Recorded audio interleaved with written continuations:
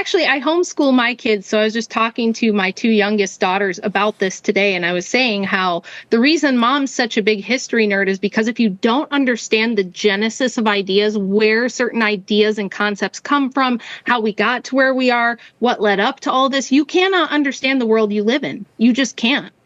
So, like, this is why I'm always, they're like, oh, Mom, history again, really? But this is the reason why. So if you want to, everybody knows a little bit about Margaret Sanger. Everybody knows she wasn't fond of certain people groups, right? Yeah. She had some disdain for certain people groups that she thought shouldn't be reproducing. But what a lot of people don't know about her is, number one, her whole backstory was total bullshit. So she would go around giving speeches about her mother, and she would say, oh, I was one of 12 children. I came from this horrible Irish Catholic family, and my mother was so weakened from giving birth over and over again that she died. Well, that's not true. Her mother died from tuberculosis, completely unrelated to childbirth. Had nothing to do with that. But the reason she would tell this story is because she went around promoting that she said she was a midwife, or like a midwife's assistant, like a nurse. She spent like 6 months of her life kind of as a nurse.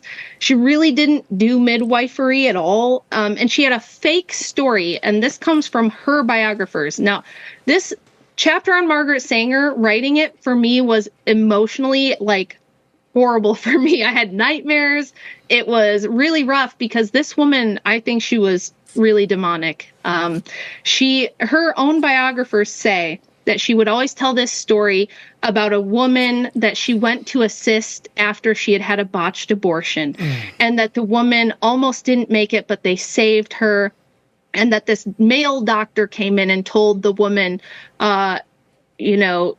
you can't be having abortions, and, if your husband just wants you to keep having babies, you have to do it. And that she begged him to tell her how the babies were made so that she could avoid it, and that the male doctor refused. Okay, and this is like 1910 or something. My grandmother is 98, and she's still alive, and she's still with us, and she's awesome. And my great-grandma lived to be 102. She was born in 1898. Damn. And I knew her. Yeah, I knew her really well, too. And I asked my grandma when I was writing the book, I'm like, Grandma, did great-grandma know how babies were made? And she's like, oh, of course, what? Yeah, of course we knew how babies were made. What do you mean? I'm like, well, Margaret Sanger says that y'all didn't know what it was that was causing the pregnancies. And she's like, no. She said, in fact, after my brother was born, my mom had a really hard time, and they said, the doctor told her, you probably shouldn't have any more pregnancies. And she said, my parents knew how to get around it. Yeah, they didn't have the birth control pill. They didn't even have diaphragms yet. But my great grandma knew how to avoid the baby making part of things. Okay. But Sanger went around telling everyone, and she wrote this god awful book that is a complete forgery. It's total bullshit, where she says she was getting letters from thousands of women around the country saying, oh, I had 12 children by the time I was 25, and my uterus is just falling out, and I can barely feed all of my poor children. And she just created this like propaganda campaign that all the women were stuck perpetually giving birth, and they couldn't figure out how to not get pregnant, and that all the children were starving and the women were dying. She just painted this like horrible picture that's completely untrue. And in that book, where she gives all these different case studies of all these different women, she published their letters to her, supposedly. I contacted the Margaret Sanger Papers Project, which is this, it's at a university, and it has, if Margaret Sanger ever, blew her nose on a napkin, they have it. Okay. They've got everything she ever wrote, everything she ever did, all of her archives from both her sons are there. And I said, she has this book, and she says she received these thousands of letters from women who were oppressed by prolific childbirthing that they just couldn't stop. Can I read them? Where can I find the source material? Where can I find the letters? And they said, oh, well, of the thousands of letters that were written to her, we only have 3. And I said, out of thousands, you only have 3. She wrote a whole book. She had thousands of letters that she herself said she kept, and you have 3? And they said, yeah, we think that they were lost to time, or like she might have sent some of them to abortion doctors to encourage them to keep aborting babies. We're not really sure. They just, they're just gone. Unbelievable. Yeah. Unbelievable. So, total bullshit. And by the way, the letters sound exactly the same. I think, honestly, I don't have 100% proof of this, but I think she made it up and she fabricated these letters. And the reason I have to believe that is that she fabricated so many things about her own personal life, her own story, because her own biographers say they cannot find this patient that she says she helped who almost died from the abortion. They can't find any record of that woman ever having existed. They can't find any documentation whatsoever that Sanger was actually a nurse under this particular doctor. And her biographers, who are generally fans of hers, do believe that she made that story up. That's crazy. Fool somebody then to convince them that they've been fooled, or convince them they've been lied to. Yeah, it's like, that's exactly what's going on here. That's why she got promoted there. If you get into the darkness, the occult, the Satanism and all that stuff, that's why these people are pushed forward, because they are broken liars, and that's who they want to push forward as almost a demoralization campaign. Yeah, that's literally exactly what happened. So she had joined a socialist club in New York when she was young, and she had just gotten married and had 3 kids and was not super fond of her husband. So she joined this socialist club in New York where she was sleeping around with a lot of people there and got introduced to one of the Rockefellers. And the Rockefellers had just started the Bureau of Social Hygiene, which was a eugenics organization to rid the population of the undesirables, right? To get rid of all these extra babies that we don't want, these mouths that we don't want to feed, the useless eaters. Everybody knows about the Rockefellers and how much they love Depop and all that. And if you go to the Rockefeller archives, by the way, they brag about all of this and tell you all of this themselves. They're very proud of it. But they loved Sanger and they pushed her to the front. They funded all her campaigns. They gave her the money to start her clinic. She had a clinical research bureau that was Rockefeller funded. And she was hanging around and sleeping with all of the prominent eugenicist elites of the time. Her boyfriends included H.G. Wells, Havelock Ellis, and Simons, who was a guy that worked with Ellis and also worked with Magnus Hirschfeld.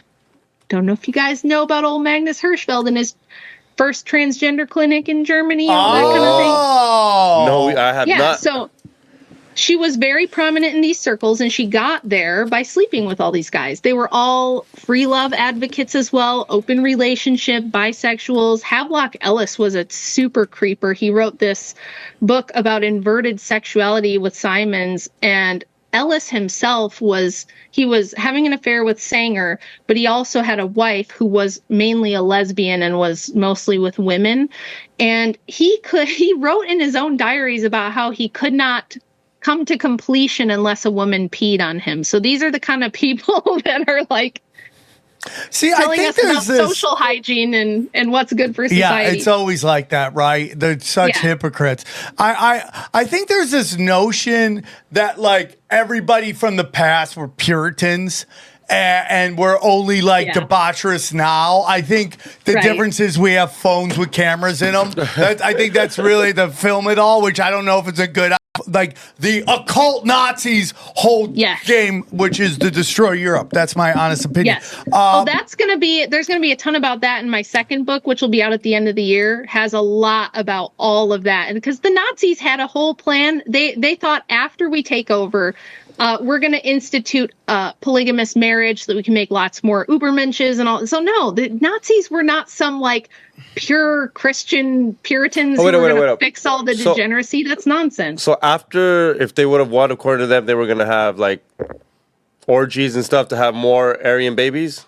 Yes, they were going to institute a polygamous marriage thing because they said we won't have enough men after the war, so we're going to have to. So we're going to have to bang all the chicks. Is that what they like? Oh, dude. Oh, so unbelievable.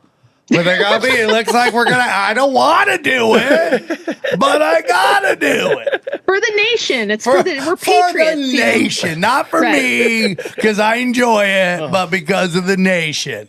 Well, this is another interesting point because Sanger actually worked with Emil Kraepelin, who was in the Nazi regime and created the first birth control pill. They were doing all this eugenics research all this gene research and stuff in the 1930s. And the Rockefellers sent Sanger to Germany to meet with Emil Kraepelin to talk about and Gregory Pincus to start the birth control pill. So yeah, she was involved in that, and they were not sweetie pies who were just trying to get rid of degeneracy. Absolutely not. They were into other various forms of the occult, and they were into other various forms of feminism, which my second book focuses on the Marxist side of this and what was going on in Russia, Eastern Europe, all of that kind of craziness, because it's even wilder than the American version, which, if you can believe that. So no, Sanger was horrible. And after she passed away, a lot of the doctors who started Planned Parenthood came out and said that they had falsified a lot of the statistics. So when you hear the phrase back alley abortions, comes from their propaganda campaigns, which were built on phony baloney, made up statistics. They would say, oh, women are dying in back alley abortions all the time. And you hear that repeated to this day, yes. And it was never true. If you actually look at the statistics Planned Parenthood itself recorded, I think before Roe versus Wade, the total number of illegal abortions in the United States was like just over 2,000. The minute that they made it legal, it jumped to like over 100,000 per year. And then by the 90s or 80s, it was 1.3 million at its peak per year. We never had 1.3 million illegal secret abortions. That is not true, and it's from their own records. And these doctors came out after the fact and said, yeah, we all lied. We all lied to get funding. We all lied to make this legal, and we had a lot of incentive to do that. COVID. So she basically, this woman just lied. Yes, just like that. They lie until they propagandize the public for support. So that's exactly what Sanger did. That is incredible.